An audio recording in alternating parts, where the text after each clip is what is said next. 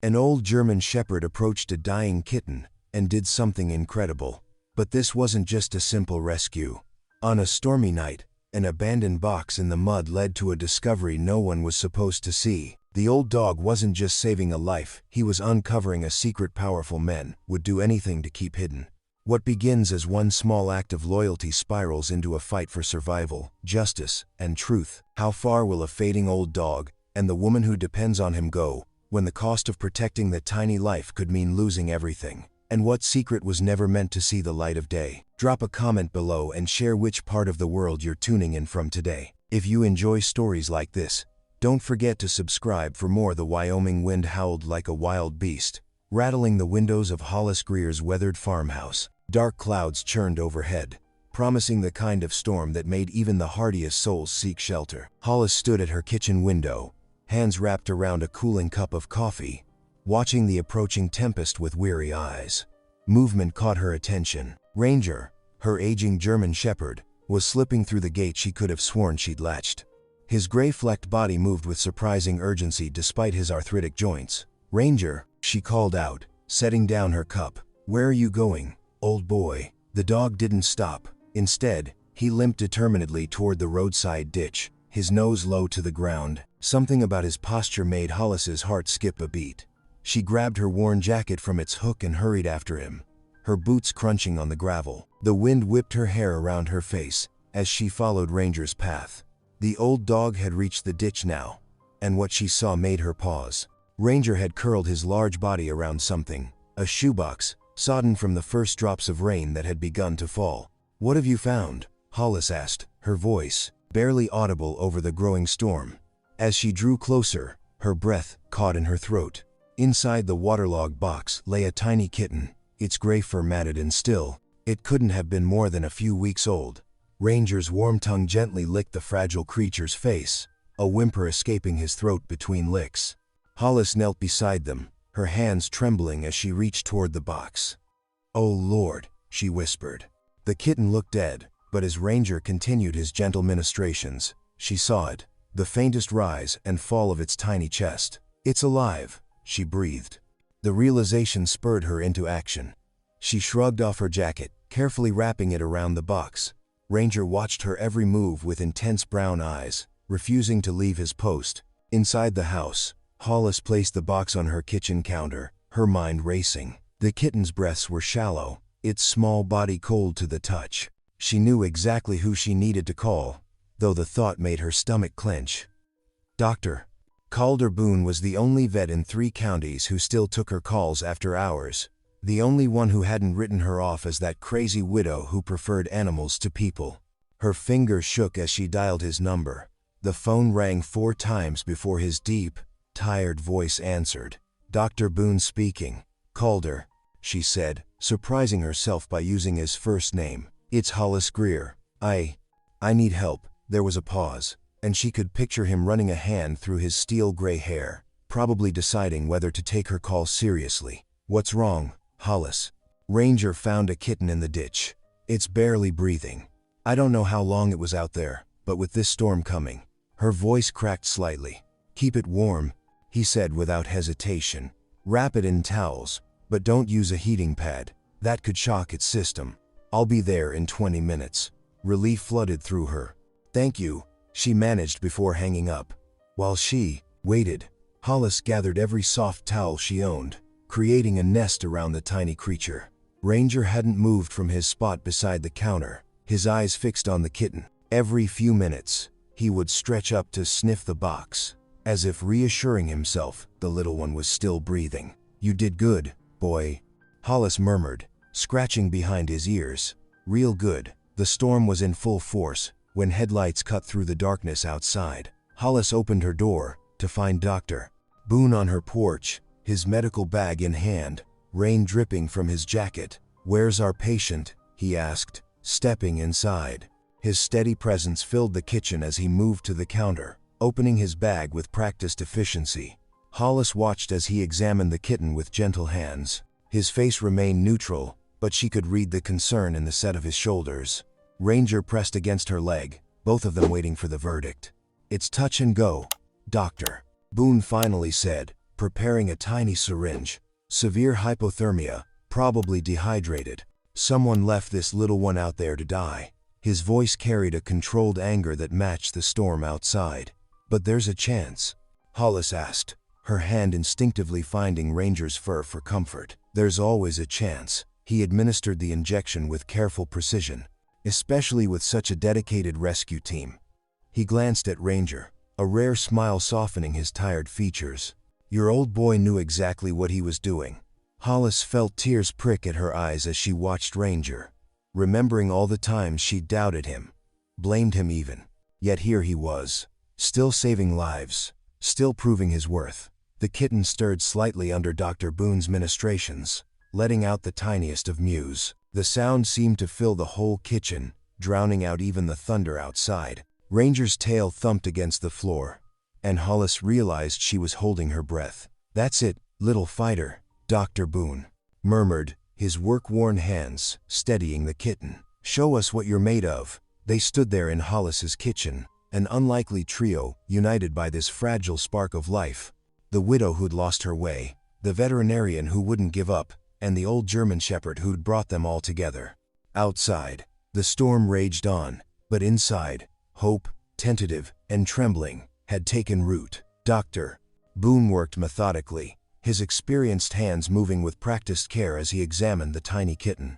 The kitchen was quiet except for the steady drumming of rain against the windows and Ranger's occasional worried whine. Temperature's coming up slowly, he said, checking a small thermometer. I'm giving her fluids for the dehydration and something to help with shock. He pulled another syringe from his medical bag, measuring the dose with careful precision. Hollis hovered nearby, her arms crossed tight against her chest. Yes, it's a female, probably no more than 4 weeks old.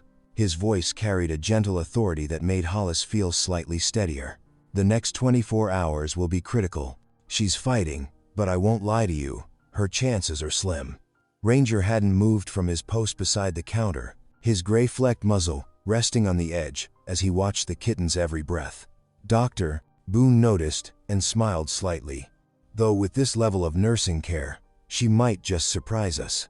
The screech of tires on wet gravel cut through the night.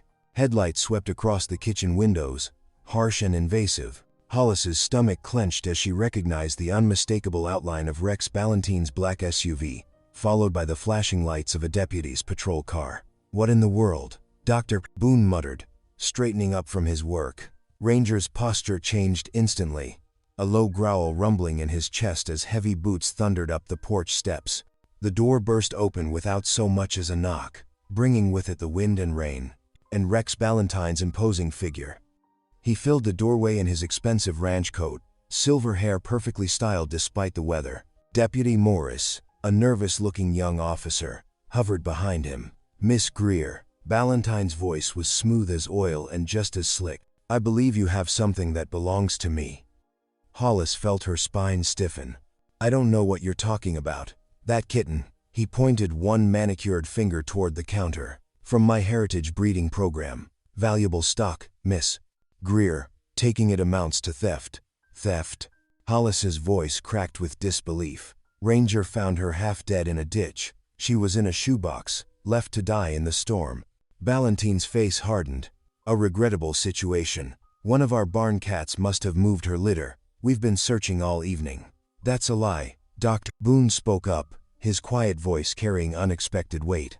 This kitten shows signs of deliberate abandonment. She's severely hypothermic and dehydrated. I don't believe I was asking for your medical opinion, Doctor. Ballantyne's smile didn't reach his eyes. Deputy Morris is here to retrieve my property. And Miss Greer. He turned back to Hollis. I'd suggest controlling that dog. He looks rather aggressive. Ranger's growl deepened, but he held his position. Hollis felt a surge of protective anger. Ranger's not aggressive. He's protecting a vulnerable animal. Something you clearly know nothing about. Careful, Miss Greer. Ballantyne's voice dropped dangerously low. That sounds like slander. And with your property taxes coming due. He let the threat hang in the air. I'd hate to see you lose this lovely piece of land, or have animal control declare that aging canine a threat. The kitchen seemed to shrink, the walls pressing in. Hollis knew what Ballantine was doing. She was the last holdout, the only property owner along this stretch who hadn't sold to his expanding empire. He'd been trying to force her out for months. "The kitten stays here," she said firmly, though her heart was pounding. "If you want to press charges, go ahead, but I'd be happy to testify about where and how we found her." "Doctor." Boone stepped forward, positioning himself between Ballantine and the counter. "As the attending veterinarian, I'm documenting this kitten's condition, including the circumstances that led to her current state." His steady eyes met Ballantine's. Every detail. Ballantine's facade cracked slightly, a flash of rage crossing his features before he smoothed them back into a practiced smile. "Well, I can see we're not going to resolve this reasonably tonight." He adjusted his coat, trying to regain his composure. "Deputy, please note that I've made a formal attempt to recover my property." The young deputy nodded uncomfortably, clearly wishing he was anywhere else. "This isn't over, Miss Greer." Ballantine turned to leave but paused in the doorway. "Your husband understood the value of cooperation. Pity you never learned that lesson." The mention of her husband hit Hollis like a physical blow. She gripped the counter to stay upright, feeling Ranger press against her leg in support. "Get out, Doctor." Boone's voice was quiet but carried steel. "Now." Ballantine's laugh echoed as he walked back into the rain, the deputy hurrying after him. The SUV's engine roared to life, tires spraying gravel as it pulled away. Silence fell in the kitchen, broken only by the kitten's tiny mews and the continuing storm. Hollis realized she was shaking. "Sit down before you fall down, Doctor," Boone said gently, pulling out a kitchen chair. "Ranger, stay with her." The old German shepherd immediately settled at her feet, his solid presence anchoring her. "Doctor." Boone moved around the kitchen with quiet efficiency, making tea she hadn't asked for but desperately needed. "Thank you," she managed finally, wrapping her hands around the warm mug, "for backing me up. You didn't have to do that." "Yes, I did." He checked the kitten's temperature again, nodding slightly in satisfaction. "Ballantine's been pulling stunts like this for years, using his money and influence to bully people into submission. Someone needs to stand up to him. He'll make things difficult for you. Let him try, Doctor." Boone's tired face showed a hint of steel. "I've dealt with worse than Rex Ballantine." The kitten stirred in her nest of towels, letting out a stronger cry. Ranger's head lifted immediately, ears pricked forward. "Doctor." Boone smiled. "See, she's got fight in her, just like someone else I know." The first rays of dawn crept over the Wyoming mountains, painting the storm, washed sky in soft pinks and golds. Hollis hadn't slept, spending the night watching over the rescued kitten. Her eyes burned with exhaustion, but the tiny creature had made it through those critical first hours. Now safely nestled in a heating pad-warmed box beside her bed, the kitten's breaths came steady and strong. Ranger paced by the back door, his nails clicking against the wooden floor.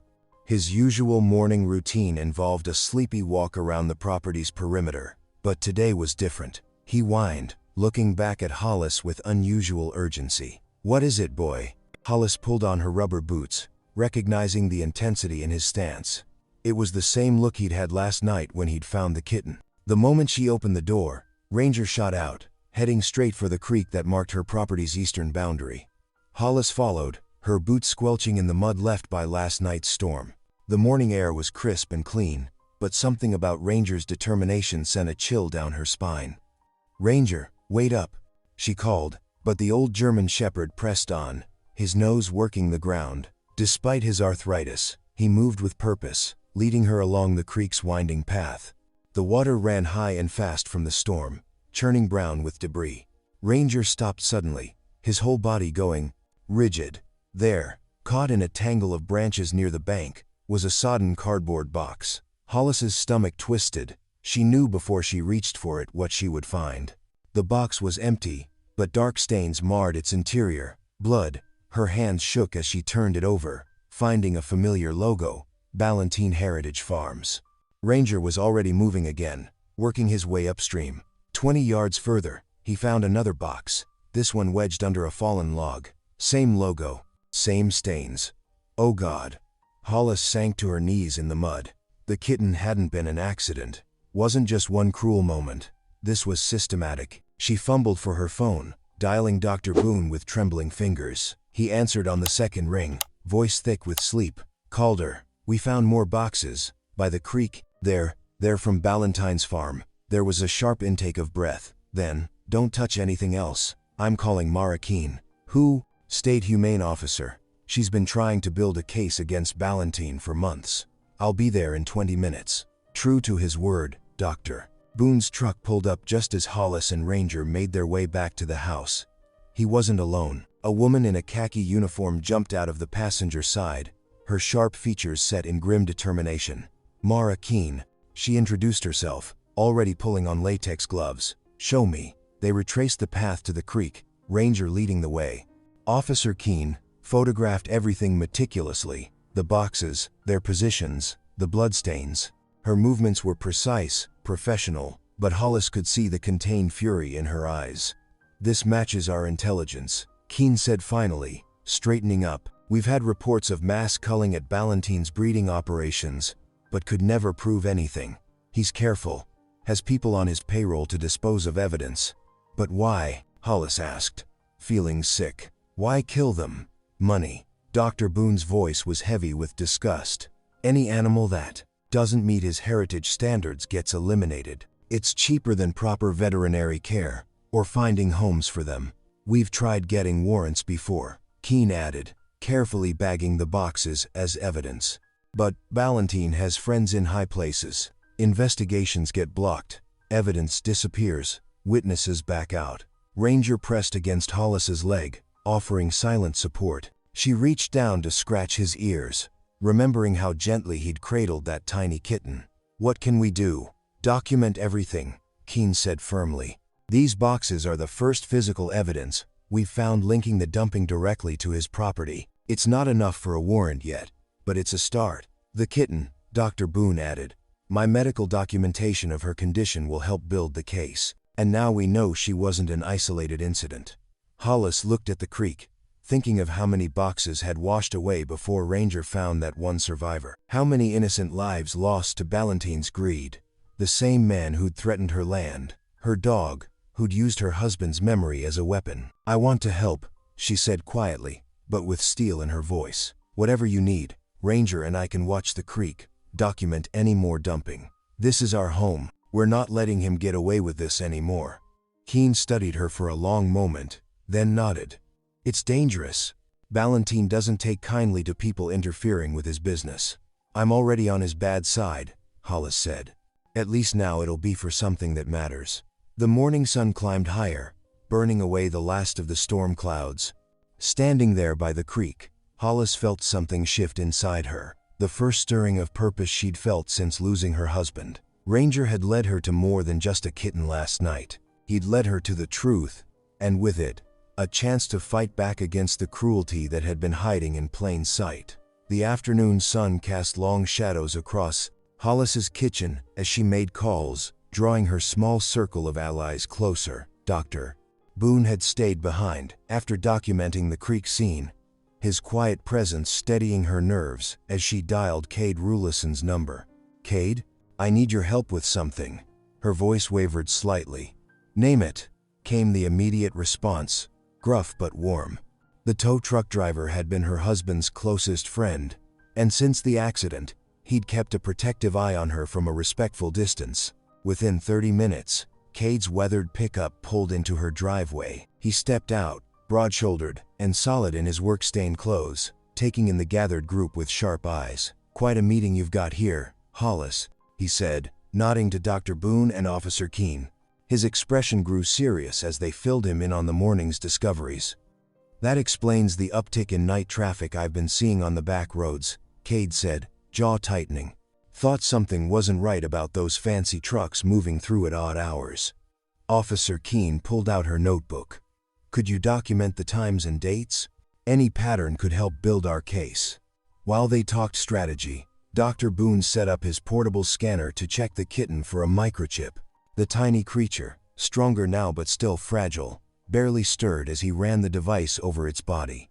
Ranger watched intently from his post beside the examination table, tail thumping gently whenever the kitten mewed. The scanner beeped. Got something, Doctor, Boone announced, eyes narrowing at the display. It's registered to Ballantyne Heritage Farms. All right. Production ID number 00375. Not even given a name. Hollis felt sick. Just a number. But proof, Kitten said firmly. Proof that links this kitten directly to his operation. Combined with the boxes and Cade's traffic observations, we're building a solid foundation. They spent the next hour mapping out a surveillance schedule. Cade would note suspicious vehicle movements. Dr. Boone would document the kitten's recovery and injuries. Keen would coordinate with other agencies, trying to build enough evidence for a warrant. And Hollis and Ranger would watch the creek, ready to document any new dumps. Hope flickered, fragile but real. Then Hollis's phone rang. Miss Greer. An official voice crackled through the speaker. This is County Code Enforcement. We've received multiple complaints about your property. We'll need to conduct an immediate inspection. Hollis's heart sank as she hung up. Ballantyne's moving fast. He's trying to intimidate you, Keen said. Classic tactic. Use bureaucracy as a weapon. Let them come, Cade growled. I'll help you get everything up to code.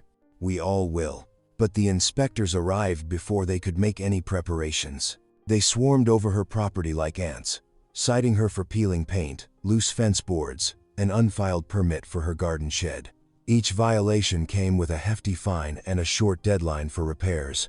Worse were the whispers that started spreading through town. Ranger, the gentle shepherd who'd saved the kitten, was suddenly being called dangerous. Stories circulated about him growling at passers-by, though he rarely left her property. Anonymous calls to animal control painted him as a threat. That evening, after the others had gone, Hollis sat on her porch watching Ranger with the kitten. The old dog had made a nest of blankets in his bed, carefully tucking the tiny creature against his warm side. Every few minutes, he'd gently nose it, checking its breathing, offering soft whines of encouragement when it stirred. They won't take either of you, she whispered fiercely. I won't let them. The kitten, growing stronger by the hour, batted playfully at Ranger's muzzle. The old dog's tail wagged, his eyes bright with purpose. Looking at them, Hollis felt her own fear transform into something harder, more determined. Ballantyne could threaten her property, her reputation, even her beloved dog. But he couldn't erase the truth of what these two represented, the protector and the protected, standing together against cruelty. Dr. Boone's truck rumbled up her driveway, returning with supplies for the kitten's evening treatment. As he climbed out, Hollis noticed how his tired eyes softened watching Ranger with his tiny charge. They're quite a pair, he said quietly, joining her on the porch. They're fighters, Hollis replied. Like all of us need to be now. The evening light painted the sky in fierce oranges and purples, a reminder that even the darkest days eventually gave way to dawn. Hollis knew Ballantyne's retaliation was just beginning, but watching Ranger tenderly guard his rescued companion, she felt her resolve harden into something unshakable. The time for hiding was over. This was a fight worth facing in the light. The night was pitch black when Hollis jerked awake to Ranger's urgent barking. Something was wrong. The old shepherd never barked at night unless a strange orange glow flickered through her bedroom window. Her heart stopped. Fire! She scrambled out of bed, fumbling for her boots. The glow was coming from the direction of her hay barn. As she rushed outside, the acrid smell of smoke hit her lungs. Flames were already licking up the barn's weathered walls, spreading fast across the dry wood. Then horror struck her like a physical blow. Ranger and the kitten had been sleeping in there, in the cozy nest they'd made among the fresh hay bales. Ranger, she screamed, running toward the inferno. Here, boy. His barking had turned desperate now, punctuated by the kitten's terrified yowls. They were trapped inside. The heat slammed into her as she reached the barn door. The padlock was still secured. Someone had started this fire with them locked inside. Her trembling hands couldn't work the key into the lock. Smoke stung her eyes, making them water as precious seconds ticked by. Hold on, she shouted, abandoning the lock and racing to the side of the barn. There was a window there, old glass set in rotting wood. Without hesitation, she grabbed a fence post that was leaning nearby and swung it hard. The glass shattered inward. Smoke billowed out the broken window. She could hear Ranger coughing now, his barks growing weaker. Using her jacket sleeve to clear away the jagged edges, she hoisted herself through the window, dropping onto a hay bale inside. The smoke was thicker here, choking her. Flames roared overhead, consuming the barn's ancient beams. Through streaming eyes, she spotted Ranger's gray form near the back wall. He was standing over the kitten, trying to nudge it toward her with his nose. "Come on, boy, bring the kitten." But Ranger was struggling to breathe, swaying on his feet. The kitten mewed pitifully, too scared to move. With a last desperate effort, Ranger grabbed the tiny creature gently in his mouth and staggered toward Hollis. She reached for them both, but Ranger used the last of his strength to lift the kitten high enough for her to grab. "No, Ranger, come on." She clutched the kitten to her chest with one hand while reaching for his collar with the other. But the old dog's legs buckled, and he collapsed into the hay. The roof timbers groaned ominously above them. Fighting panic, Hollis wrapped her arms around Ranger's chest and pulled with everything she had. He was so heavy, dead weight now as unconsciousness took him. Inch by inch, she dragged him toward the window, her muscles screaming in protest. Suddenly, other hands were there, helping her lift. "Doctor," Boone's voice cut through the chaos. "I've got him. Get yourself out." Together, they managed to haul Ranger's limp body through the window just as the roof began to cave in. They dragged him well away from the burning barn before collapsing onto the grass beside him. The kitten, miraculously unhurt, huddled against Hollis's neck as she watched Dr. Boone check Ranger's breathing. His hands moved with urgent precision, checking vitals, listening to the old dog's chest. "He's alive," Boone announced grimly, "but his breathing is very compromised. We need to get him to the clinic now." Sirens wailed in the distance as fire trucks approached. Officer Keene's truck skidded into the driveway, gravel flying.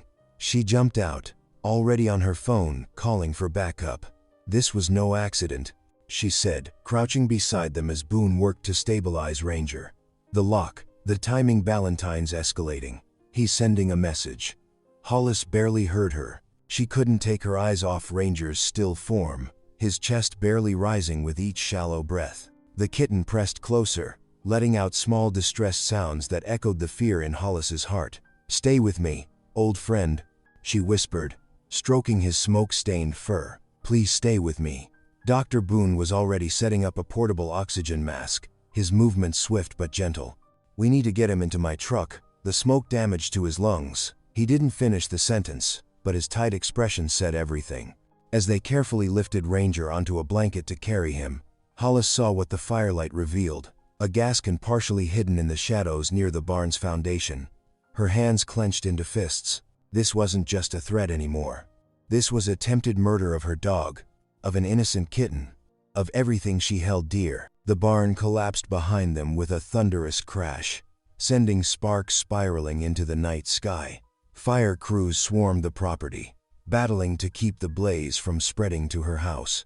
But Hollis's world had narrowed to the back of Boone's truck, where Ranger lay fighting for each breath, the kitten maintaining its faithful vigil beside him. "We'll document everything," Keene promised, her voice hard with anger. "The gas can, the lock, all of it. This is the evidence we needed, but God, what a price." Hollis climbed into the truck beside Ranger, cradling his head in her lap as Boone started the engine. The kitten pressed against the old dog's side, refusing to leave its protector. As they pulled away, lights flashing in her rearview mirror painted the scene in surreal bursts of color. Her barn reduced to embers, her safe haven violated, and Ranger, her loyal, brave Ranger, clinging to life because he'd put himself between evil and innocence one more time. "Doctor," Boone's clinic hummed with quiet tension as he studied the computer screen, his face tight with concentration. The kitten, now stabilized and sleeping peacefully in a heated bed, had surprised them all with an unexpected discovery during its examination. "There's no mistake," he said, turning to Hollis and Mara Keene. "The microchip registration links directly to Emily Ballantine Rex's granddaughter. She registered this kitten herself just 3 months ago." Hollis sank into a nearby chair, her mind spinning. His own granddaughter's pet? He would throw away. She couldn't finish the thought. Keene leaned forward, her eyes sharp. "Can you access the registration details?" Emily listed it as a showcat, one of Ballantine's prized breeding line. Boone scrolled through the data. "But there's more. The medical history shows the kitten tested positive for feline panleukopenia virus 2 weeks ago. That's highly contagious," Keene said, pulling out her notebook. "And potentially fatal." "Exactly." Boone's voice hardened. A virus like that could devastate a show barn. Ballantine must be culling any animals that test positive to protect his reputation and his profits. The reality of it hit Hollis like a physical blow. He's throwing away sick animals to hide an outbreak. Living creatures, just discarded like trash to protect his image. In the corner, Ranger lifted his head from his bed, still weak from smoke inhalation but recovering. His eyes followed their conversation with an alertness that caught Keen's attention. "You know," she said slowly, watching the old dog, "I've been meaning to ask about Ranger. His behavior patterns, the way he found that kitten, how he responds to commands. It's textbook K9 training." Hollis went very still. The room seemed to shrink around her as memories she'd kept locked away for years pressed against her defenses. "He was search and rescue," she finally admitted, her voice barely above a whisper. Before what?" Keen asked gently. Hollis's hands twisted in her lap. "Before he failed. Before my husband died in that mine collapse." The words came out rough, scraping her throat like gravel. Ranger was supposed to find him. That's what he was trained for. But by the time he located John, it was too late. Understanding dawned in Keen's eyes. "So you retired him?" "I couldn't bear to see him work anymore." Hollis's voice cracked. "Every time he tried to show me his training, it just reminded me of that day. So I shut him down, kept him as just a pet, ignored his attempts to work. But he never lost his training," Keen observed. "Look at him now, finding that kitten, protecting it. Those instincts are still there." Ranger's tail thumped softly against his bed, his eyes never leaving Hollis's face. "I did him wrong," Hollis admitted, tears spilling over. "He didn't fail that day. The collapse was too severe, the air too thin. John was gone before anyone could have reached him. But I blamed Ranger because it was easier than facing the truth." "Doctor," Boone touched her shoulder gently. "And now he's saved this little one's life. Twice." The kitten stirred in its bed, letting out a tiny mew. Ranger immediately lifted his head, alert despite his weakness. "He's still a working dog at heart," Keen said softly. "And now we need his skills more than ever. That nose of his could help us find more evidence of what Ballantine's been doing." Hollis crossed to Ranger's bed, kneeling beside him. His tail wagged harder as she stroked his great muzzle. "I'm so sorry, old friend. I've kept you from being who you are for so long. Can you forgive me?" Ranger's response was to lick her hand, then turn his head toward the kitten's bed with clear purpose. "He's still on duty," Boone observed with a smile. "Guardian of the innocent." "And now we have proof of Ballantine's cruelty," Keen added, holding up the microchip records. "His own granddaughter's pet, discarded to hide his outbreak. This is personal now." Hollis stood, drawing strength from Ranger's steady presence. "Yes, it is. And we're going to stop him together this time. No more hiding from what needs to be done." The kitten mewed again, louder this time, and Ranger's ears pricked forward. Despite his injuries, his posture held that familiar alertness Hollis remembered from his working days. She'd been wrong to dim that light in him, to let her grief blind her to his true nature. He was, and always would be, a protector. "Rest now, boy," she told him softly. "You'll need your strength for what's ahead. We both will." The morning sun cast long shadows across the creek bed as Hollis watched Ranger lower his nose to the ground. His arthritis seemed forgotten as he moved with renewed purpose, following an invisible trail upstream. The old German shepherd paused occasionally, lifting his head to test the air before continuing with certainty. "Just like old times," Hollis whispered, her throat tight with emotion. She'd forgotten how beautiful he looked when working, focused, dignified, every movement precise despite his age. Mara Keen followed close behind, documenting their path with her camera. "He's tracking something specific," she observed. "The way he keeps checking the air suggests multiple scent sources." They'd been walking for 20 minutes when Ranger stopped abruptly, his posture alert. Through the trees ahead, a metal gate gleamed dully, a service entrance to Ballantine's property, half hidden by overgrown brush. Well, Keen murmured, zooming in with her camera. "Looks like our friend Rex has a private dumping route." Ranger pawed at several spots near the gate. The ground showed signs of recent disturbance, and tufts of fur caught in the brambles confirmed their suspicions. "This is it," Hollis said quietly. "This is how he's been disposing of them." Keen was already on her phone, speaking rapidly to someone at the county courthouse. Her expression grew increasingly focused as she paced, arguing their case. Finally, she ended the call with a sharp nod. "We've got a limited warrant for the back service area and any connected structures. Judge Carlton remembers Ballantyne's previous complaints about my investigations. She's not a fan." "When?" Hollis asked, her heart racing. "Now. Ballantyne's hosting some fancy Heritage Farm luncheon today. Half the county's elite will be there, which means we'll have witnesses." Keene's smile was fierce. "I've got a team standing by." Within an hour, 3 unmarked vehicles pulled up to the service gate. Dr. Boone emerged from one, carrying his medical kit. 2 other humane officers joined Keene, along with a deputy sheriff who looked decidedly uncomfortable. "Remember," Keene instructed, "we stick to the warrant's boundaries. Focus on documenting everything. Boone, you handle any medical needs. Deputy Rogers, you're our official witness." Ranger stood at attention, waiting for permission to lead. Hollis felt a surge of pride as she gave him the command she hadn't used in years. "Search." The old dog moved forward with purpose, guiding them through the gate and along a narrow gravel path. The sounds of the luncheon drifted from the main house: classical music, polite laughter, the clink of expensive china. Behind a row of immaculate show barns stood a smaller building, its windows covered. Ranger stopped at the door, his posture rigid. "Got probable cause right here," Keene said, pointing to fresh bloodstains on the threshold. "Deputy." The door opened to reveal a nightmare. Cages lined the walls, holding sick cats and kittens. Medical equipment was scattered about, along with records of test results. In the corner, a large freezer hummed ominously. "Document everything," Keene ordered, her voice tight. Her camera clicked rapidly as Boone moved from cage to cage, assessing the animals. "Same virus as our little survivor," he confirmed grimly. "They're culling any that test positive." A commotion erupted outside. Rex Ballantyne's voice boomed across the yard, followed by the sound of running feet. "This is private property," he shouted, bursting through the door. He froze at the sight of them all, his face darkening with rage. "You have no right." "Actually, we do." Keene held up the warrant. "And you have some explaining to do about these animals, Mr. Ballantyne. These are valuable breeding stock," he blustered. "Being humanely quarantined in a hidden building, with a disposal system running straight to the creek." Keene's camera continued recording. "Interesting quarantine protocol."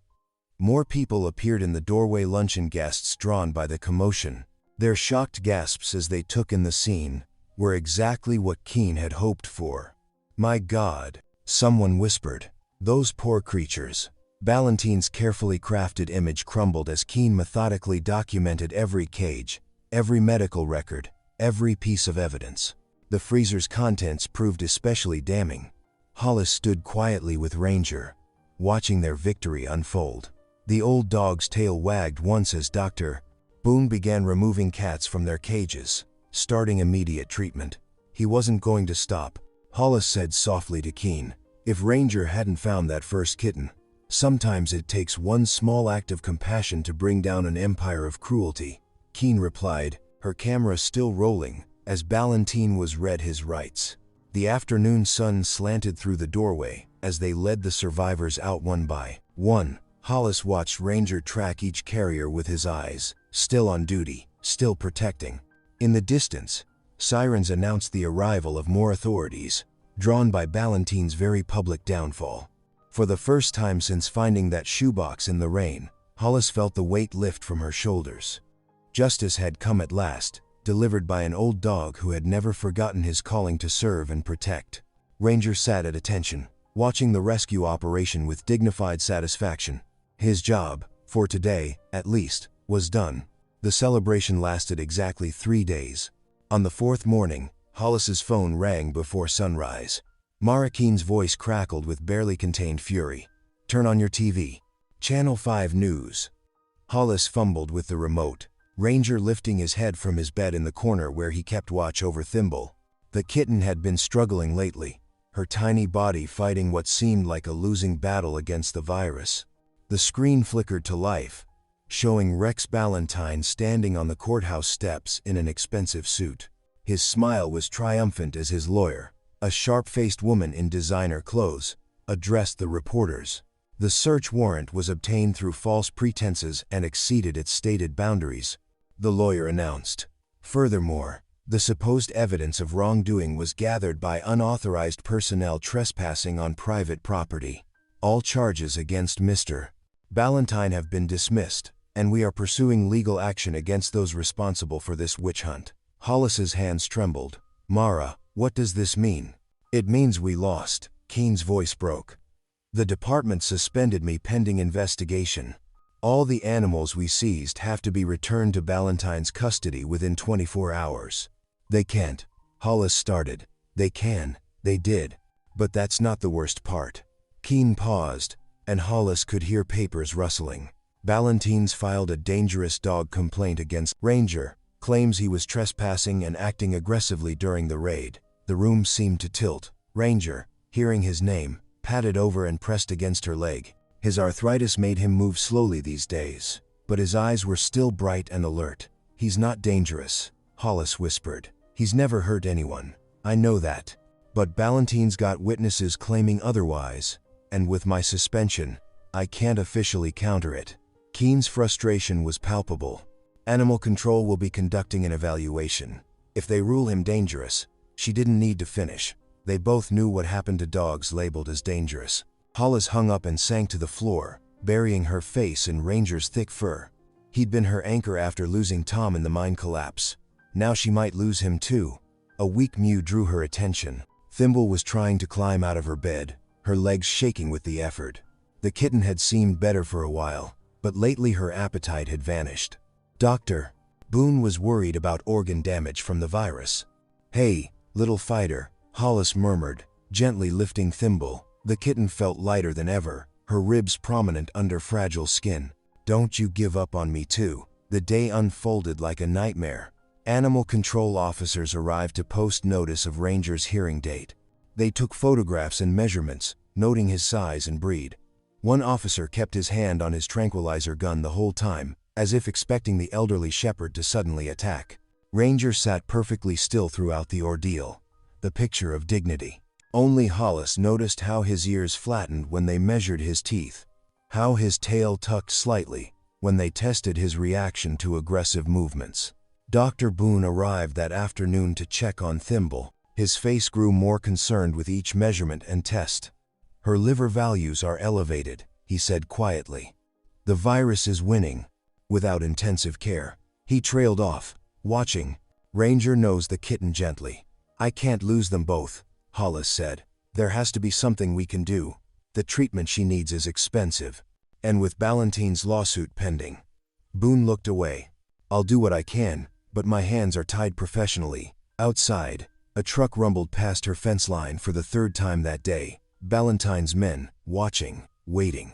Her small farm felt like it was under siege. That evening, Hollis sat on her porch, watching the sunset paint the sky in colors that seemed too beautiful for such a dark day. Ranger lay at her feet, his chin resting on Thimble's tiny form. The kitten's breathing was shallow but steady. Her phone buzzed with a text from Keene. Don't give up, working on something. Stay strong. But strength felt far away as darkness crept across her land. The same darkness that had almost swallowed her after Tom's death threatened to return. Back then, she'd withdrawn from the world, letting guilt and grief build walls around her heart. Only Ranger had kept her tethered to life, with his quiet devotion and unwavering presence. Now Ballantyne threatened to take even that away. His victory felt complete, the evidence dismissed, Keene suspended, the rescued animals condemned to return to his cruel care. And here on her small farm, which had once felt like a sanctuary, Hollis watched her own little family crumbling. Thimble shivered, and Ranger shifted to curl more protectively around her. The old dog's eyes met Hollis's, filled with the same steadfast loyalty that had defined their years together. Even now, facing his own dire threat, his first concern was protecting others. Night settled over the farm, bringing no peace. Somewhere in the darkness, an empire built on cruelty celebrated its victory, while in a humble farmhouse, a woman, an old dog, and a dying kitten huddled together, their future balanced on the edge of tomorrow's uncertain dawn. In the dim light of dawn, Hollis pulled Ranger's old search and rescue harness from the back of her closet. Dust had settled into its sturdy fabric, but the reflective strip still caught the morning light. Her fingers traced the canine unit patches, remembering how proud he'd looked wearing it years ago. "Come here, old friend," she whispered. Ranger approached slowly, his hips stiff but his head high. As she fastened the familiar straps around his chest, something changed in his bearing. His ears pricked forward, and his posture straightened despite the arthritis. The working dog emerged from beneath the retired companion, like a soldier donning his uniform one last time. "You were never a failure," Hollis said, her voice thick. "I was wrong to keep you from your calling all these years." A weak mew drew her attention to Thimble, curled in her basket. The kitten's condition hadn't improved, but her eyes were bright as she watched them. Hollis gently stroked her head before turning back to Ranger. "Show me," she said simply. "Show me what they're doing." Ranger led her through the pre-dawn gloom, moving with purpose despite his labored gait. They followed the creek's winding path, staying low in the shadows. The sound of water covered their approach as they neared Ballantyne's property line. Voices carried on the morning air. Hollis crouched behind a fallen log, her heart pounding as she watched Ballantyne's men loading crates into a covered truck. The vehicle's headlights cast harsh shadows across the scene. A cry from one of the crates made her flinch. It sounded just like Thimble had that stormy night. Ranger's muscles tensed beneath the harness. Before Hollis could grab him, he surged forward, his training overriding age and pain. His bark shattered the night's quiet. "Hey," Hollis shouted, abandoning stealth. She scrambled down the bank, phone already recording. "Stop right there." Two men spun toward her. One she recognized as Ballantyne's foreman. The other reached for something in his jacket. "Get out of here," the foreman growled. "This ain't your business. Everything on this creek became my business when you threw that kitten away to die." Hollis kept filming, trying to steady her shaking hands. "You're not disappearing any more evidence." The second man lunged forward, shoving her hard. Hollis stumbled backward, her feet slipping on the wet rocks. The world tilted as she fell, icy creek water shocking her system as she plunged into the deeper channel of the spillway. The current grabbed her, pulling her under. Panic clawed at her chest as she fought to surface. Suddenly, something seized her jacket collar. Ranger's powerful grip dragged her toward the bank, his harness giving her something to grab. Together they hauled themselves onto the shore. Hollis gasped for air, but Ranger was already moving. Despite his failing hips, he launched into a pursuit of the truck now peeling away from the scene. "Ranger, wait." Hollis scrambled to her feet, soaked and shivering. She fumbled for her phone, miraculously still clutched in her hand, and hit speed dial. "Cade, they're heading your way on Creek Road. Stop them." She ran after Ranger, whose black and gray form was barely visible in the growing light. Ahead, brake lights flared, as the truck encountered an unexpected obstacle. Cade's massive tow rig, parked sideways across the narrow road. The truck swerved, trying to find a way around. But the shoulder was too steep, the ditch too deep. As it skidded to a stop, Ranger reached the vehicle. His bark was fierce and commanding, not the voice of an old dog, but of a canine officer doing his duty. "Don't move." A new voice rang out. Mara Keene emerged from behind Cade's truck, her own camera recording. Though suspended, she moved with official authority. "Everything's on film, boys, including what's in those crates." As if on cue, one of the crates burst open, spilling from the truck's bed. Tiny cries filled the air as kittens tumbled onto the road. More crates cracked, weakened by the sudden stop. Puppies scrambled free, some injured, all terrified. Ranger moved among them, his posture protective, herding them away from the truck's wheels. His training shone through every movement, even as his tired body trembled with effort. Sirens wailed in the distance, growing closer. Hollis saw Ballantyne's men exchange panicked looks. They knew what this meant. No making this evidence disappear. No silencing these witnesses. The truth was spilling out all over Creek Road, in full view of multiple cameras. Cade stepped forward, his bulk blocking any thought of escape. "Might want to sit tight," he said grimly. "Lots of folks going to want to talk to you." The first police car crested the hill, lights painting the scene in red and blue. Ranger stood steady beside Hollis, his harness gleaming in the emergency lights. After years of carrying guilt, they had both reclaimed their purpose. The old dog and his human, standing guard over the innocent once more. The following weeks unfolded like a whirlwind. News vans lined Creek Road as Ballantyne's empire crumbled piece by piece. The evidence was overwhelming. Dozens of rescued animals, detailed veterinary records, and multiple witness testimonies. The security footage from Cade's truck camera proved especially damning, showing Ballantyne himself directing the midnight disposal operations. In the county courthouse, Hollis sat straight-backed as the indictments were read. 57 counts of animal cruelty, 6 counts of evidence tampering, 3 counts of criminal conspiracy. The list went on. Beside her, Dr. Boone squeezed her hand as Ballantyne's face turned ashen. The deputy who had threatened Ranger was dismissed in disgrace, his badge stripped away after evidence emerged of years of coordinated cover-ups. Ballantyne's Heritage Farm was exposed as a house of horrors, its pristine reputation shattered by the truth. Back at home, Hollis watched Ranger supervising Thimble's play in the yard.